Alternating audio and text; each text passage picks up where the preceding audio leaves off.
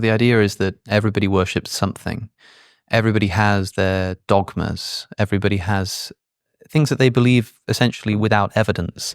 And the atheist message was always, we're people who analyze these questions. We're people who plug in those gaps in our knowledge. And if we can't justify something, we're not going to believe it.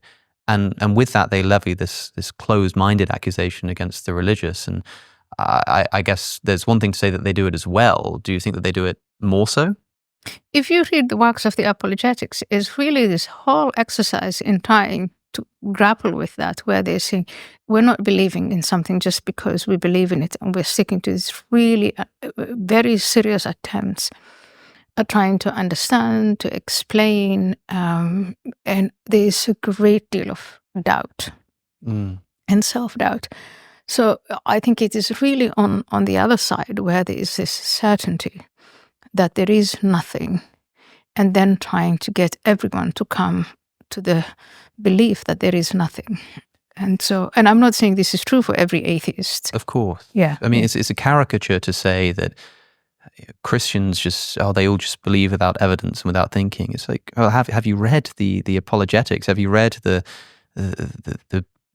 gallons of ink spilled over debating and trying to justify positions? Now, of course, atheists will say that, well, we do that too, and we do it better. But you're someone who's been on both sides of that. And I think when atheists say, oh, Christians, they just believe it because their parents told them to, they're thinking of like their uncle at Thanksgiving.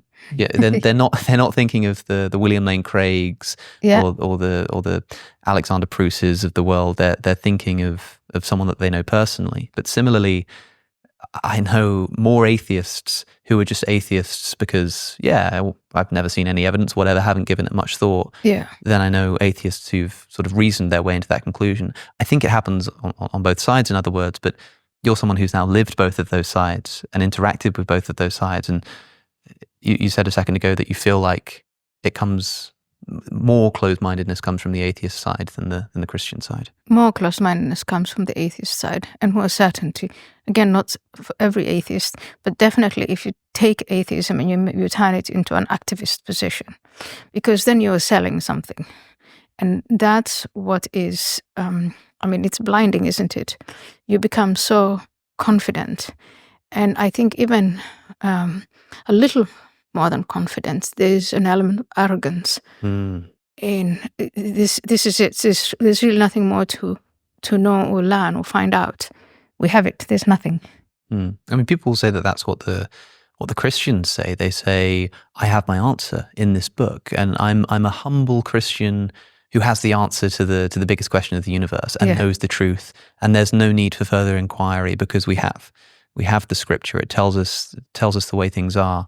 I'm sure that's the case. I'm sure that's the case for a lot of Christians. And I have to tell you, on a personal level, it is wonderful to have the answer, to have this relationship with God, a God who's loving and whom I talk to and pray to and feel a sense of peace. But then on a more intellectual level, when you take the position, there is something. I think you are then much more involved mentally in proving or even finding out. The curiosity is very high. It's finding out, well, if there's something, what is it then? And where can I find it? So I think that opens up just a whole lot more in terms of learning and reading and finding out. And, in the time that I became a Christian, I've also been approached by people saying, hang on, there is something, but it's not necessarily Christianity. It's something else. There is an energy, and people are giving it all sorts of names.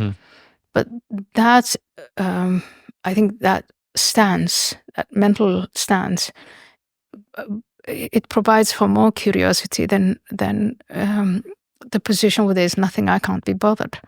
Or I can only be bothered to tell other people that there is nothing.